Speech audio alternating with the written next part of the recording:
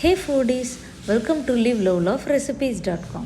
இன்றைக்கி நம்ம சேனலில் நம்ம பார்க்க போகிற ரெசிபி என்ன அப்படின்னு பார்த்திங்கன்னா, ஒரு சூப்பர் ஹெல்த்தியான டேஸ்டியான நல்ல க்ரன்ச்சியான ஒரு ராகி குக்கீஸ் எப்படி செய்கிறது அப்படின்றது தான். குழந்தைங்களுக்கு ரொம்பவே ஹெல்த்தியான இந்த குக்கீஸை நம்ம ஹோல் வீட் ஃப்ளாரும் ராகி ஃப்ளாரும் வச்சு தான் இன்றைக்கி செய்ய போகிறோம். வாங்க இது எப்படி செய்யலான்றதை பார்க்கலாம்.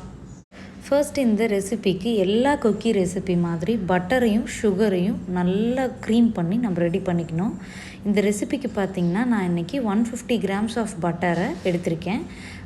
பட்டர் வந்து ரூம் டெம்பரேச்சரில் இருக்கிற மாதிரி பார்த்து எடுத்துக்கோங்க. ஃபஸ்ட்டு பட்டரை வந்து இந்த மாதிரி நல்லா விஸ்க் பண்ணி விட்டுடலாம். கூடவே இப்போது பவுடர்டு சுகரை ஆட் பண்ணிக்க போகிறோம். ஸோ நீங்கள் வந்து ஒயிட் சுகர் ஆட் பண்ணுறதா இருந்தாலும் பண்ணலாம், ப்ரௌன் சுகர் ஆட் பண்ணுறதா இருந்தாலும் பண்ணலாம். அன்ரிஃபைன்டு சுகராக இருந்ததுனாலும் அதை பொடிச்சு நீங்கள் ஆட் பண்ணிக்கிட்டால் ரொம்ப நல்லதாக இருக்கும். இப்போ பட்டரையும் சுகரையும் நல்லா பீட் பண்ணிக்கோங்க. எல்லாம் ஒன்று கலந்து நல்ல ஃப்ளஃபியாக வரணும். அந்த அளவுக்கு வந்து எய்தர் எலக்ட்ரிக்கல் பீட்டரை வச்சோ பண்ணிக்கலாம், இல்லைனா வந்து ஹேண்ட் விஸ்கை வச்சும் பண்ணிக்கலாம். இப்போது இது கூடவே பார்த்திங்கன்னா 1 கப் அளவுக்கு ஹோல் வீட் ஃப்ளார் எடுத்திருக்கேன். கூடவே ஒரு 1 கப் அளவுக்கு நல்லா வறுத்து வாசனை வர வரைக்கும் வறுத்து அதை நல்லா ஆற வச்சு பயன்படுத்துகிற ராகி மாவையும் எடுத்திருக்கேன். இந்த ரெசிபிக்கு நீங்கள் ஸ்ப்ரவுட்டட் ராகி ஃப்ளார் யூஸ் பண்ணாலும் இன்னும் பெட்டராக இருக்கும். 3/4 டீஸ்பூன் அளவுக்கு பேக்கிங் பவுடரும் ஒரு 1/4 டீஸ்பூன் அளவுக்கு பேக்கிங் சோடாவையும் ஆட் பண்ணிவிட்டு நல்லா ஹேண்ட் விஸ்கை வச்சு இந்த மாதிரி கலந்து விட்டுருங்க.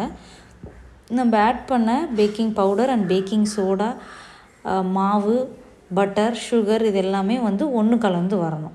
இப்போ இந்த மாதிரி ஒரு க்ரம்பிள்டு மிக்சராக தான் நம்மளுக்கு ஃபஸ்ட்டு கிடைக்கும். ஸோ இதை வந்து நம்ம ஒரு டோ பதத்துக்கு ரெடி பண்ணிக்கணும். ஸோ 2 டேபிள் ஸ்பூன்னாக நம்ம மில்கை ஆட் பண்ணி இதை நம்ம நல்லா கலந்துக்க போகிறோம். கிட்டத்தட்ட பார்த்திங்கன்னா 1/4 கப்புக்குமே குறைவான பால் தான் எனக்கு தேவைப்பட்டது. இது காய்ச்சாத ரூம் டெம்பரேச்சரில் இருக்கிற பால் தான் நான் யூஸ் பண்ணியிருக்கேன். இப்போ அட்ட ஸ்டெச்சில் வந்து பார்த்திங்கன்னா 2 டேபிள் ஸ்பூன்ஸாக பாலை ஆட் பண்ணி இந்த மாதிரி நல்லா கலந்து விட்டுக்கோங்க. ஃபைனலாக வந்து பார்த்திங்கன்னா நம்மளுக்கு நல்லா வந்து இந்த சப்பாத்தி மாவு பதத்துக்கு நல்லா சாஃப்டான சூப்பரான டோவாக கிடச்சிரும். இது ராகி மாவு அப்படின்றதுனால கொஞ்சம் வந்து ஈரம் வந்து இழுக்கும். அதனால் நம்மளுக்கு கொஞ்சம் 1/4 கப்புக்கும் குறைவான பால் தான் தேவைப்படும். இப்போ டோ வந்து நல்லா சாஃப்டாக நம்மளுக்கு வந்துடுச்சு. இப்போ வந்து பார்த்திங்கன்னா ஜஸ்ட் ஒரு க்ரன்ச் ஆட் பண்ணுறதுக்காக, ஒரு இன்ட்ரெஸ்டிங்காக இருக்கிறதுக்காக நான் வந்து பார்த்திங்கன்னா chocolate chips and nuts add பண்ணுறேன். இந்த ரெசிபியை பொறுத்த வரைக்கும் நீங்கள் ப்ளெயினாகவே இந்த குக்கீஸை இப்படியே பேக் பண்ணிங்கனாலும் நல்லா தான் இருக்கும்.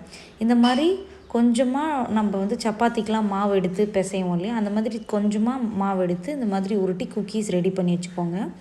அது மேலே சும்மா வந்து இந்த மாதிரி விஸ்கை வச்சு ஒரு இம்ப்ரெஷன் ஃபார்ம் பண்ணிக்கிறேன். நீங்கள் இந்த இம்ப்ரெஷன் தான் ஃபார்ம் பண்ணணும் இல்லை, நைஃபை வச்சு கூட சும்மா குழந்தைங்களுக்கு பிடிச்ச மாதிரி இம்ப்ரெஷன்ஸ் ஃபார்ம் பண்ணிட்டு சாக்லேட் சிப்ஸ் நட்ஸ் எல்லாத்தையுமே டெக்கரேட் பண்ணிவிட்டு அதை நம்ம வந்து ப்ரீஹீட்டாக இருக்கிற அவனில் 170 டிகிரி செல்சியஸில் ஒரு 15 to 20 மினிட்ஸ்க்கு இதை நீங்கள் பேக் பண்ணிங்க அப்படின்னா நம்மளோட குக்கீஸ் வந்து சூப்பராக ரெடி ஆகிடும்.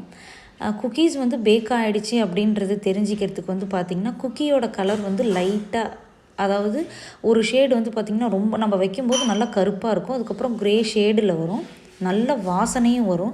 மேலே இருக்கிற நட்ஸ்லாம் கூட லைட்டாக கலர் சேஞ்ச் ஆகி நல்லா வந்திருக்கும். அந்த ஸ்டேஜில் நம்மளோட குக்கீஸ் வந்து நல்லா ரைஸ் ஆகியும் இருக்கும். இப்படி இருந்ததுன்னா நம்ம வந்து நம்மளோட குக்கீஸ் ரெடியாக இருக்குது அப்படின்றத தெரிஞ்சிக்கலாம். இந்த ரெசிபி வந்து ரொம்பவே ஹெல்த்தியான ரெசிபி, ரொம்ப டேஸ்டியான ரெசிபியும் கூட. கண்டிப்பாக இந்த ரெசிபி நீங்கள் ட்ரை பண்ணி பார்த்துட்டு எப்படி வந்ததுன்றதை கமெண்ட்ஸில் சொல்லுங்கள். இந்த ரெசிபி உங்களுக்கு பிடிச்சிருந்ததுன்னா உங்கள் ப்ளேலிஸ்ட்டில் ஆட் பண்ணி கண்டிப்பாக ட்ரை பண்ணி பார்த்துட்டு எப்படி வந்ததுன்றதை கமெண்ட்ஸில் சொல்லுங்கள். Thanks for watching.